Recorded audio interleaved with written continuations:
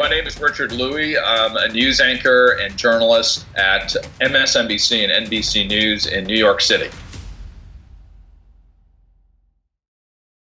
Yeah, enough about me is basically, I believe, a small antidote to what we're living through, what we're calling a selfish pandemic globally. And no better a highlight of the solution to it has been in every country around the world, those who have stepped forward to help those who need help. You know, in April of last year, half the world was asked to stay inside. It has never happened in our global community. But who helped us? Who fed us? It was all of those who had to go outside amongst this uncertainty of health and death. So enough about me is as much a celebration of that idea as much as it is an instruction manual about how all of us everyday people can do everyday things that aren't necessarily gargantuan in thought, but maybe gargantuan by doing something small along the way.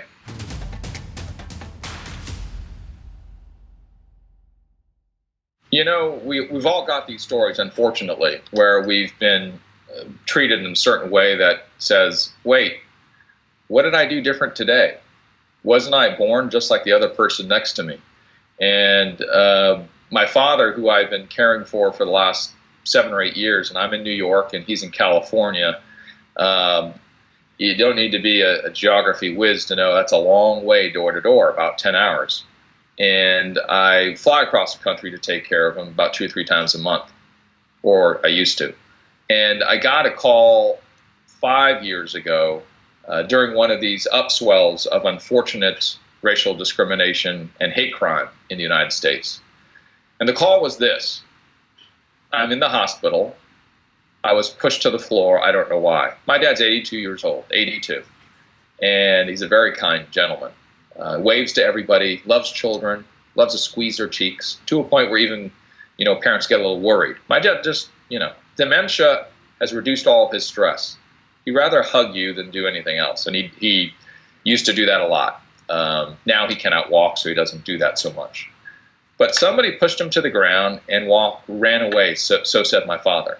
Why would you do that to an 82-year-old man who can't defend himself?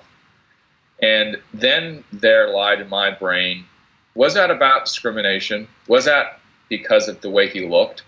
Was it discrimination because of age? Was it discrimination because of him being a person of color, being Asian? And now that we see in the United States a very widespread rash of that happening today, of it happening 5 months ago, of it happening 5 years ago when my father was pushed to the ground, it's personal. And, it's not only that. I faced it as a child. I faced it as a college student.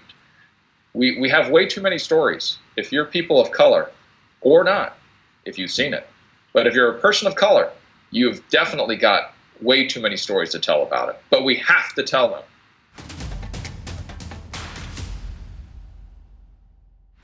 Depends, I think, the way you see the world at any moment.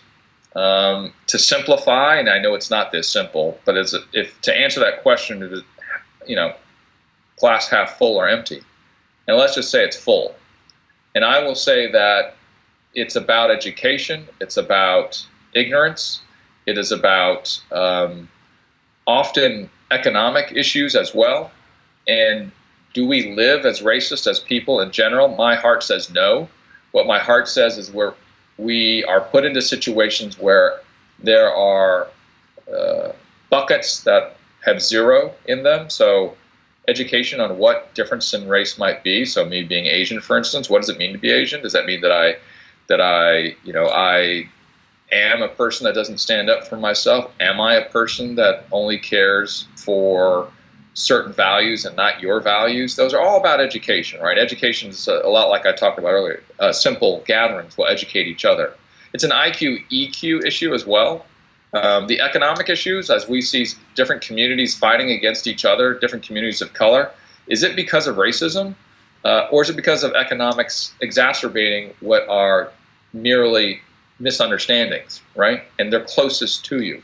What do we do when we're upset? Who do we express our anger with? It's generally the people that are closest to us when we go home. So why is there racism? A lack of education, a lack of economic opportunity, as well as a lack of desire to reach out, to try to learn and see other people. I think those are very simplistic ideas. And fourth, if I can add one more, is that it has made it into certain systems and certain practices and certain processes to such a level that we don't even understand it exists. One example of where that sort of change, not sort of, the way that change was made was in France's parliament when they passed a law that said now we must have gender equity in our parliaments, in our congresses all throughout the country, in our candidates that are available for us to vote for. That was a true move to offset inequality. So racism has a lot of things all bundled up into it. I bring up that last example, Jeremy, because there are ways that our institutions can lean in on it.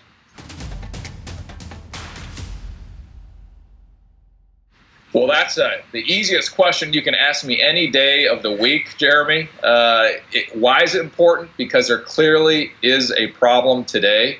If I speak only within my context, hate crimes are at a 20-year high. The use globally in terms of the way we use words that are selfish versus giving, meaning do we care about you because you look different, is at an all-time high for selfish words, an all-time low for selfless words. So why do we need to be involved in the in today's day of awareness, day of remembrance? Is important because we got a problem. So thank you for doing this.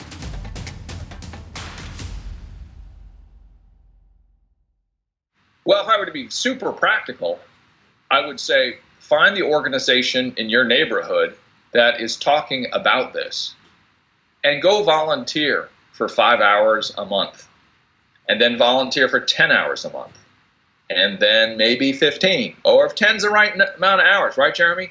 Get in there. Find out what the real tangible things that are happening are. That's the way we do it. And yeah, you can post. That's important. If you do want to post, share a story about somebody who's doing something against racism. Not about yourself. Share it about somebody else. That what they're doing is truly amazing.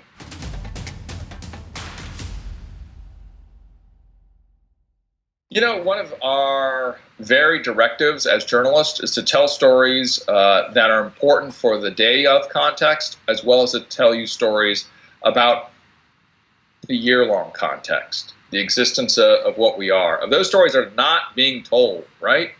Those stories that challenge truth, that challenge falsehoods.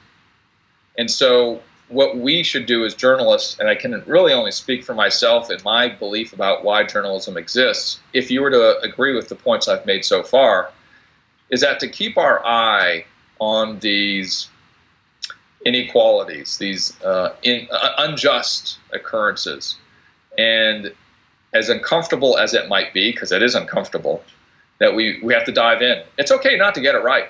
It's okay not to get it right, but it's worse if we don't tell the story and do our best. So, you know, as a journalist, Jeremy, for me, I work hard to tell stories of folks of all different backgrounds. If you're white, if you are black, if you are Latino or Hispanic, if you are Native, if you look like me, I want to tell all the stories. If you're male or female, transgender, LGBTQ, wherever it is, once you open the door to see one, you can see them all. So then I guess as a journalist, I need to open the door to one to hopefully show you that they're all very similar. They all need, all their stories need to be told.